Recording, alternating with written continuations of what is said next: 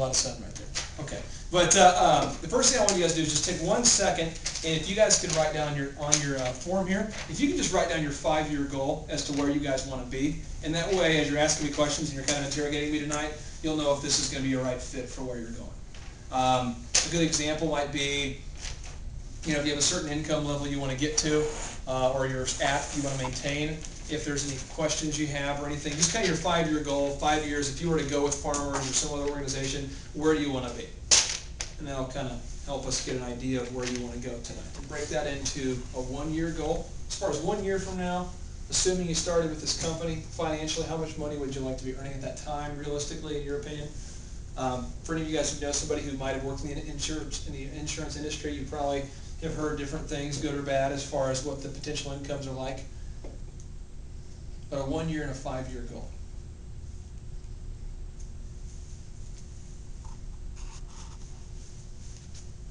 Okay. And what we're going to do now is we're going to skip down to the part where it talks about the financial vehicles, because I just want to go over this with you guys real quick.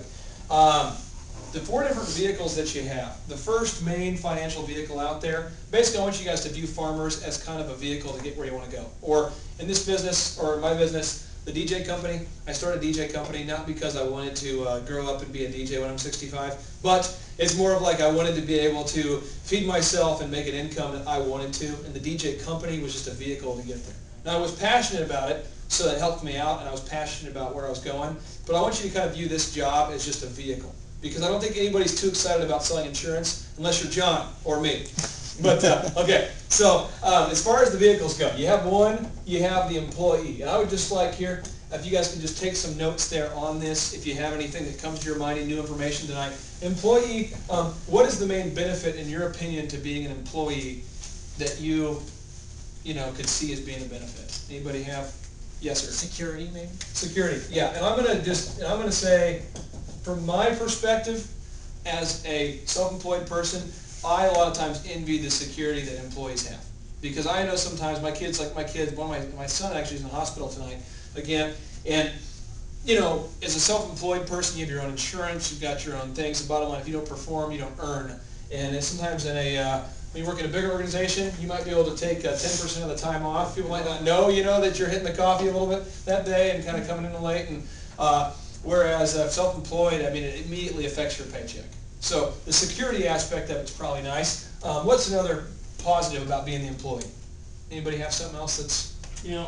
Well, you're responsible for stuff, but when something really goes wrong, people aren't really looking straight at you. Okay, I'm going to go with pass the buck, unless you are our EDS friend back here, who's been in the business a long time, where you've kind of brought a point where you're in control of things. The single throat to choke is how I like to... There we go.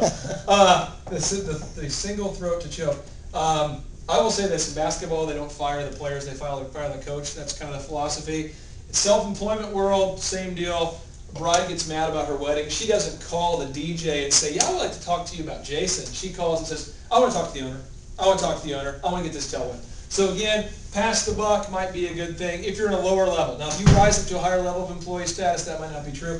What's a negative about being an employee? What's a drawback? Why maybe you wouldn't want to be an employee, or maybe a drawback of... Your earnings potential is limited. Okay, there we go. Earnings potential limited. I'm going to say this too. I don't know. I think if you're a super aggressive person in the corporate world and you over-deliver, you get there, early, you stay late, you bring new ideas, you're constantly improving your job skills, your earnings potential can raise, but I don't think necessarily you can control it to the level that I would like to, from my perspective. I'm the kind of guy who looks down on a piece of paper and I decide how much money I want to make this year, and I'm like, okay, that means I have to do 55 conferences this year. I have to speak at 55 events to make what I need to make this year, and then I will just hit the phone and schedule 55, and I'm done. Where in the corporate world, I might hit 55, and they might not necessarily reward me for that sometimes. It depends on where you're at. Earnings potential, what's another drawback of being an employee? For me, it's chi. I'm just going to write down chi. The overall chi, like I want my office to smell a certain way. I want to have in my office, I want to listen to R&B music. And I don't care if it offends you, because I want to own my own office. That's my thing.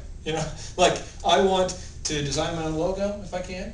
I want to have my own website my way. I want to have the on-hold music that's funny. That's what I want. If you guys call the office there and ask me to put on hold, I promise you'll laugh. It's hilarious. But that's what I'm all about. So for me, the chi thing's a big thing. Just be able to control my own destiny. Okay, so employee, you got the benefits and the negative potentially. Okay, the next thing, the next phase that we're moving on, the next vehicle here is the self-employed.